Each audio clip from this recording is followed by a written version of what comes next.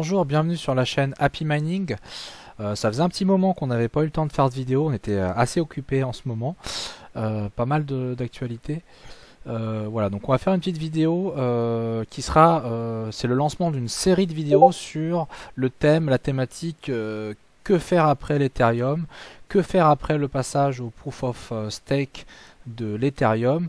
Donc dans cette vidéo là, on va déjà voir de manière assez rapide les stratégies possibles, les différentes stratégies possibles qui peuvent se recouper par rapport à l'arrêt du minage sur l'Ethereum. Bon, déjà, évidemment, maintenant vous l'aurez compris, le minage ne sera pas mort après l'Ethereum.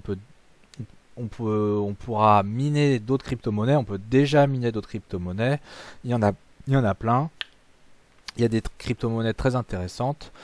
Voilà, donc on va voir déjà dans cette vidéo là les axes de solutions, de réflexion sur que faire après l'Ethereum, et il y aura une série d'autres vidéos à suivre qui rentrera en détail dans certains sujets. Voilà, donc on va commencer. Hop, donc première stratégie, ne rien faire. Alors bon, c'est un peu pour rigoler aussi en mettant ça, ne rien faire. C'est-à-dire que d'arrêter de se dire que ça va plus être rentable, ça va plus fonctionner, etc. Possiblement, ça sera de continuer à utiliser vos machines, toujours en minant. Donc ça faudra miner évidemment d'autres cryptos. Hein. Ce qui va se passer sans doute, c'est que les pools de minage qui vous payent habituellement, à un moment quand vous pourrez plus miner de l'Ethereum, la pool... les calculs sur la pool ne seront plus valides, hein. Et la pool, je pense qu'ils vont payer tous les mineurs au payout où ils en sont. Donc si vous n'êtes pas à 100% de votre payout, à mon avis, les pools vont entre guillemets solder les comptes. Donc dans tous les cas, je pense que vous n'aurez rien à faire de particulier pour récupérer ce minage là. Ne rien faire, ça veut dire aussi, finalement, on nous annonce différentes dates au niveau du passage au Proof of Stake de l'Ethereum, et finalement, c'est souvent reporté. Donc, il y a quelques semaines, ils annonçaient un peu fièrement, oui, on pense que ça va aller, on est confiant pour faire ça au mois d'août, voilà. Et une semaine après, là récemment, il y a quelques jours, sur le testnet de la beacon, ils ont eu des problèmes. Ils ont eu des problèmes lors des tests, et ils ont commencé à dire oui, bon, en fait, on va sans doute devoir. Ils comprenaient pas d'ailleurs, ils n'ont pas encore réussi à analyser et comprendre les causes des problèmes qu'ils ont eu. Je vais pas rentrer dans les détails sur ce sujet-là, mais du coup, ils ont déjà annoncé que ça risquait de reporter de quelques mois encore le passage au Proof of Stake. Donc voilà, donc ça se trouve dans 1 ou 2 mois ou 3 mois, ils vont encore avoir d'autres problèmes. C'est vraiment pas évident. Le passage au Proof of Stake, c'est très risqué pour la blockchain Ethereum. Je pense que c'est pas encore fait. Voilà, donc c'est le côté voilà, ne rien faire. Attendez encore, minez de l'Ethereum hein, si vous voulez. Pour l'instant, c'est pas encore arrivé au final. Vous avez une stratégie aussi, c'est de revendre votre matériel.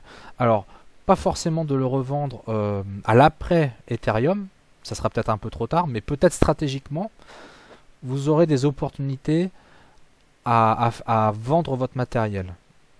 Alors, en ce moment, c'est peut-être pas le bon moment, puisque le cours des cryptos a bien baissé, la rentabilité apparente en dollars du minage n'a pas l'air extraordinaire, même si ça reste rentable. Je vois pas mal de matériel d'occasion sur le marché de l'occasion qui sont vendus. Donc voilà, il y a des gens qui vendent leur matériel. Je pense que c'est pas forcément le bon moment pour les vendre. C'est peut-être même le bon moment pour acheter. Donc ça, on va y venir. En tout cas, il peut y avoir des moments où ça peut être intéressant de revendre votre matériel. Voilà, donc peut-être que pendant le passage à l'Ethereum, il y aura des opportunités à voir. Vous pouvez aussi décider de vendre votre matériel pour acheter du matériel plus adéquat, pour préparer l'après Ethereum. Donc peut-être que vous minez avec des anciennes cartes graphiques qui sont assez efficaces sur l'Ethereum, mais qui ne seront pas très efficientes sur d'autres cryptos. Donc voilà, par exemple, vous avez des vieilles séries RX 480, 580, etc. Et peut-être que si vous les apprêtez à miner d'autres crypto-monnaies comme l'Ergo, le Flux, le Ravencoin, le CRO, l'Ethereum, bon, l'Ethereum classique, pour le coup, il n'y aura pas besoin, ça sera le même minage.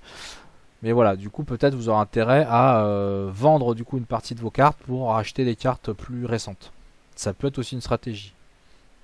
Donc, changez votre matériel, adaptez votre matériel pour les spécificités des autres crypto-monnaies. Parce que, bon, bah, peut-être qu'il y a beaucoup de personnes qui se prenaient pas la tête, qui minaient que de l'Ethereum.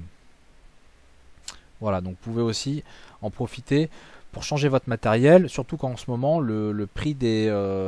ouais, il y a une phase de flou, le cours des cryptos a pas mal chuté, donc le prix des cartes graphiques a bien baissé, donc vous pouvez trouver des très bons prix sur les cartes graphiques. On arrive à acheter des cartes graphiques neuves autour de 10 euros le méga hash, ce qui est un peu du jamais vu.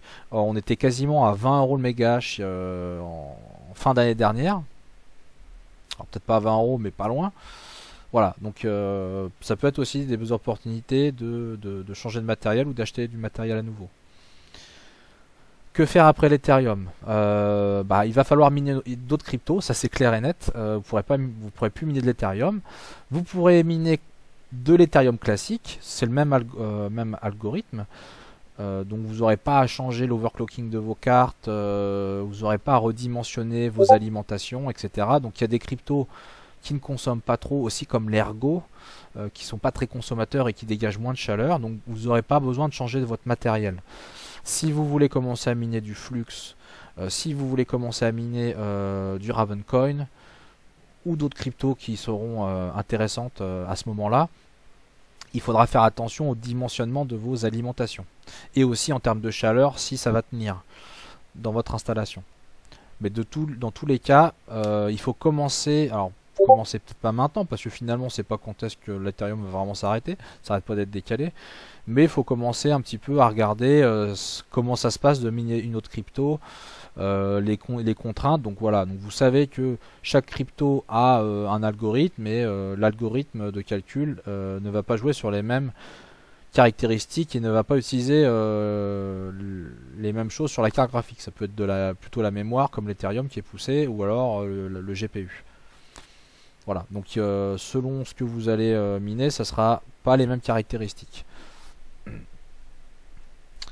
Vous pouvez aussi vous lancer sur le dual mining pour essayer d'optimiser un peu plus le rendement de votre minage. Peut-être qu'il y aura une baisse de rentabilité à l'arrêt de l'Ethereum parce qu'il y aura une partie du hash rate qui est sur l'Ethereum qui va se déverser sur les autres cryptos, ça c'est clair et net. Il n'y aura pas 100% d'après les estimations, il n'y aura pas 100% du hash rate de l'Ethereum qui va aller plomber les autres cryptos et augmenter la difficulté de minage des autres cryptos. On pense qu'il y a beaucoup d'ASIC quand même aussi qui tournent sur l'Ethereum. Les ASIC, eux, ils vont ne pas pouvoir miner autre chose que l'algorithme ETH. Donc ils vont sans doute aller miner de l'Ethereum classique. Donc peut-être que l'Ethereum classique va devenir le nouvel Ethereum. Peut-être qu'il va devenir très rentable, on ne sait pas encore. Et le reste des machines minera autre chose, des cartes graphiques. Et puis il y a des mineurs qui vont peut-être arrêter, etc. Donc il y aura une période un peu de flou. Il y aura peut-être des bonnes opportunités. Et le dual mining peut permettre aussi d'aller chercher des fois des rendements 10, 15, 20. À un moment il y avait 30% de rentabilité en plus grâce au dual mining. Le dual mining était quand même intéressant en associant l'Ethereum avec d'autres cryptos comme le Toncoin. Donc le Toncoin c'est quasiment terminé, on va bientôt plus pouvoir le miner, donc ça va falloir oublier. Il y avait la Lithium. Voilà, il y a d'autres dual mining possibles avec d'autres cryptos. Donc ça peut être intéressant pour aller chercher 10, 15, 20% de rendement en plus. Évidemment, si c'est du dual mining, ça consomme un peu plus, ou voire carrément plus, 10, 15, 20% de consommation en plus selon ce qu'on fait. Ça va chauffer plus, donc attention au dimensionnement de vos alimentations, mais ça peut être intéressant et des pistes d'optimisation de votre rendement. Le solo mining. Alors le solo mining, c'est de revenir un peu aux fondamentaux du mining. C'est d'au lieu de miner dans une pool de minage et d'avoir des payouts assez réguliers, c'est de partir sur du solo mining. Vous pouvez très bien vous dire, voilà, j'ai 1 gigahash, 2 gigahash sur l'Ethereum, c'est déjà pas mal, hein, ce serait déjà beaucoup. Peut-être que vous pouvez, à l'après Ethereum, ou pendant le passage à l'arrêt de l'Ethereum, commencer à essayer de rediriger une partie de votre puissance de minage pour miner en solo certaines crypto-monnaies pour arriver à parvenir à avoir des gains intéressants, des rendements intéressants, en cherchant des crypto-monnaies qui vont permettre de miner plein de coins en faisant du solo mining. Il y a des sites, donc ça je rentrerai un peu plus dans le détail dans d'autres vidéos sur le solo mining. Nous sommes en train de faire des tests sur le solo mining au sein d'Happy Mining, donc on est en train de tester du solo mining sur l'Ergo par exemple. Je pense que le solo mining peut être intéressant, mais il faut avoir une certaine puissance quand même, hein, de frappe. Je partirai pas sur du solo mining sur l'Ethereum par exemple. Là c'est vraiment, c'est les fermes de minage qui peuvent se le permettre, mais sur d'autres cryptos, honnêtement, quand je vois par exemple sur l'Ergo que la difficulté de minage sur l'Ergo a divisé par 2 par rapport à l'année dernière, en juillet, enfin il y a un an quoi, à peu près, ça veut dire qu'on pour une même puissance donnée, on va miner 2 fois plus de coins. Ça peut être intéressant et de se dire, bah voilà, il n'y a pas besoin d'avoir une trop grosse puissance de calcul pour faire du solo mining. Et donc il y a des calculateurs, des calculateurs pour arriver en indiquant une certaine puissance donnée. Est-ce que ça peut être jouable et intéressant? Mais en général, il faut quand même pas mal de puissance de calcul. Donc voilà. Donc là sur l'Ergo, on est en train de tester avec 2 gigahash sur l'Ergo. Ça correspond à peu près 1 gigahash sur l'Ethereum. Donc voilà, on avait 1 gigahash sur l'Ethereum, on l'a mis sur du solo mining sur l'Ergo. On vous fera un retour là-dessus, savoir est-ce que je pense qu'on va laisser tourner ça pendant 2, 3, 4 semaines pour voir est-ce que c'était intéressant ou pas. Bien sûr, il y a un facteur de chance, évidemment. Voilà, donc le solo mining, ça pourrait être intéressant sur des petites cryptos plus ou moins connues. Il y a aussi pour diversifier un peu, donc alors j'en ai pas parlé, mais dans changer votre matériel, c'est vrai, j'ai oublié d'en parler. Vous pouvez aussi essayer d'acquérir des ASIC. Des ASIC, que ce soit des ASIC pour miner de l'Ethereum classique ou des ASIC pour miner du Bitcoin. Il y a des ASIC, il y a différents prix, hein, il y a de tout, il y a des tout petits ASIC. L'avantage des ASIC, c'est que en général, ils sont très optimisés par rapport à un algorithme. Donc par exemple, les ASIC sur le Leth pour miner de l'Ethereum, Ethereum classique, ils ne consomment vraiment pas beaucoup au niveau électrique. Voilà, donc en général, sur l'Ethereum par exemple, vous avez des ASIC qui vont consommer 3 à 4 fois moins que des cartes graphiques. Voilà, après c'est une question de prix, de coût. Par contre, les ASIC, le désavantage c'est qu'ils ne sont pas aussi... comment dire, on va pas pouvoir miner toutes les cryptos qu'on veut avec, ils sont pas aussi... bon, j'ai perdu le mot, mais voilà, en tout cas, vous aurez compris. On va pouvoir miner beaucoup moins de choses avec un ASIC, donc c'est dédié à un algorithme. Donc il y a des avantages, des inconvénients, mais voilà, dans votre matériel, vous pouvez peut-être diversifier un peu et partir un petit peu sur des ASIC. Ensuite, voilà, donc j'y viens, les masternodes, le stacking. Alors voilà, il y a le proof of work, c'est une technique pour sécuriser les transactions de blockchain, hein. C'est le minage qu'on peut connaître classiquement. Il y a aussi le proof of stake. Et donc il y a des projets, l'Ethereum va vers le proof of stake. Et donc ça consiste en un réseau de nodes, de serveurs, de masternodes, où on va stacker un collatéral, hein, on va bloquer un certain nombre de jetons, de tokens. Donc des fois il y a un certain minimum à bloquer, hein. Je crois que sur l'Ethereum 2 c'est des masternodes à 32 ETH. 32 Ethers, donc faut les avoir les 32 Ethers pour monter un masternode, et donc ça permet à ces masternodes de devenir des validateurs de transactions et d'obtenir des récompenses, comme pour le minage. Sauf que les gains, en général, les rendements sont quand même nettement moins intéressants. Sur l'Ethereum 2, on parle de à peu près 5% de rendement. Il y a certaines cryptos qui ont des rendements à 10, 15, parfois 20%. Alors en ce moment, j'ai pas refait les calculs, je peux pas vous dire où c'en est, mais bon, ça a peut-être baissé quand même. Mais voilà, et du coup, par exemple, vous pouvez, il y a des crypto-monnaies qui font les deux. Du minage proof of work, du minage proof of stake, le meilleur des deux mondes. Vous avez par exemple le Flux, le projet Flux, où vous avez une partie, on peut faire du minage en GPU, et une partie monter des masternodes. Donc là, l'idée que je vous propose, après l'Ethereum, c'est de partir sur des crypto-monnaies qui sont déjà mining friendly, GPU mining friendly, comme le Flux par exemple. Vous allez pouvoir à la fois miner avec votre carte graphique la crypto. Derrière, avec la crypto minée, vous allez pouvoir monter des masternodes et faire du stacking, ou monter des masternodes et ou faire du stacking. Ça ressemble un peu, c'est la même technique, c'est d'avoir un rendement en bloquant sa crypto. Voilà, donc ça peut permettre d'aller chercher en plus 10, 15, 20% de rendement en plus en faisant du stacking et du masternode. Et voilà, donc ça c'est aussi une stratégie pour aller chercher de la rentabilité qui serait peut-être perdue en faisant à l'après Ethereum. Voilà. Pour essayer d'optimiser aussi sa rentabilité, on voit bien que peut-être après l'Ethereum, il y aura une période il y aura une période un peu creuse, on ne sait pas. Peut-être que l'Ethereum classique le prix de l'Ethereum classique va exploser, qu'il y a plein de mineurs qui vont se mettre dessus et que ça va bien marcher, peut-être.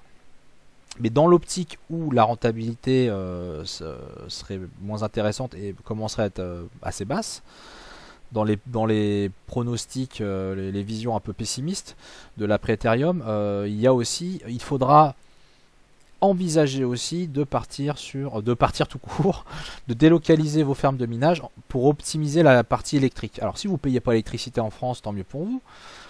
Vous êtes des fonctionnaires chez EDF ou Enedis. Mais si vous payez l'électricité ou que votre entreprise, d'une manière ou d'une autre, paye l'électricité, ça peut valoir le coup de délocaliser votre ferme de minage, de l'installer dans des pays où le coût électrique est plus intéressant. Donc c'est pareil, on fera une série de vidéos là-dessus. Il y a différentes solutions possibles. On va proposer à nos clients de déplacer leur ferme de minage dans des endroits sécurisés avec entretien, etc.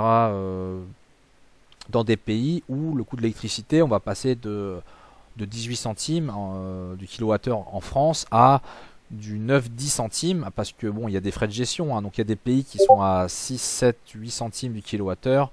Vous rajoutez des frais de gestion, des frais d'entretien, etc. Et vous allez pouvoir mettre vos machines dans un endroit à max 10 centimes du 10 kWh. Donc faut faire les petits calculs par rapport, bon, c'est sûr, si vous avez qu'un seul rig de minage, bon, soit vous allez investir un peu plus et en délocaliser plusieurs comme ça. Bon, si vous avez qu'un seul rig qui tourne chez vous, ça sera peut-être différent la stratégie à faire là-dessus. Voilà, mais donc il y a des opportunités aussi de installer ces rigs dans des endroits sécurisés, contrôlés, où ça va être, il y aura une maintenance, etc. Pour des coûts intéressants et payer l'électricité moins cher. Vous pouvez toujours essayer de rester en France. On a aussi des projets, on a des beaux projets de ferme de minage en France, quand même, basés aussi sur des énergies renouvelables. Donc par exemple des projets de ferme de minage avec l'installation de panneaux solaires. Ça commence à devenir intéressant, l'installation de panneaux solaires, surtout vu le prix de l'électricité en France. Donc il y a des projets qui se mènent en cours. Peut-être qu'on sera amené à vous les présenter aussi. Des projets de ferme de minage en France avec du panneau solaire. On va tester ça, voir si c'est intéressant, éprouver la chose et peut-être proposer à d'autres mineurs d'installer leur rig dans ces fermes-là où il y aurait des économies à faire aussi au niveau électrique. Parce que si la rentabilité commence à devenir vraiment euh, perdre vraiment un coup après l'Ethereum, hein, que ça soit vraiment la rentabilité, ça sera toujours rentable le minage, faut pas se leurrer, sinon les cryptos vont si plus personne ne met de puissance sur le réseau, la crypto ne sera plus sécurisée et la crypto va disparaître. Donc à un moment, le minage doit rester rentable. On peut voir aussi qu'il y a plein d'installations qui se font aux États-Unis, au Texas, il y a eu au Kazakhstan, même s'il il les déplace un peu, etc. Il y a beaucoup d'investissement qui est fait là-dedans. Mais maintenant, c'est de trouver, voilà, si ça devient un peu moins rentable, ceux qui vont pouvoir rester, c'est ceux qui vont avoir des opportunités d'économie sur l'électricité, sur la fiscalité, etc. Donc en Europe, il y a des solutions, et je pense qu'on sera amené à proposer ça aussi. Des solutions comme ça, alternatives que de garder son rig chez soi. Voilà, donc vous avez, voilà, je crois qu'on arrive au bout, oui, on arrive au bout des différentes choses, solutions possibles. Voilà, donc on arrive à une vingtaine de minutes de vidéo quand même. Je voulais faire plus court, mais bon, ça reste quand même court. On reprendra. Après, vous pourrez mettre en commentaire les thématiques que vous voulez approfondir. Donc on reparlera du solo mining, on reparlera de masternode stacking, on reparlera de ferme de minage. Même juste par curiosité, je pense que vous pouvez être intéressé de voir comment ça se passe, un projet de ferme de minage depuis l'intérieur. En France, pas en France, les difficultés, les choses intéressantes, etc. On pourra reparler aussi du matériel,